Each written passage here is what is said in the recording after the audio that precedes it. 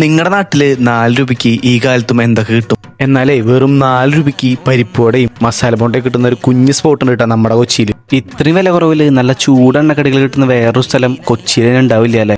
4 രൂപയുടെ പരിപ്പോടെയും ബോണ്ടയും മാത്രമല്ല, 5 രൂപ കൊടുത്ത് തന്നെ നല്ല കായ ബജ്ജിയും മിളക് ബജ്ജിയൊക്കെ നമുക്കൊന്ന് കഴിക്കാം. പിന്നെ ഈ സ്പോട്ടിൽ എണ്ണക്കടികൾ മാത്രമേ ഉണ്ടാവുള്ളൂ, ചായ ഉണ്ടാവില്ല.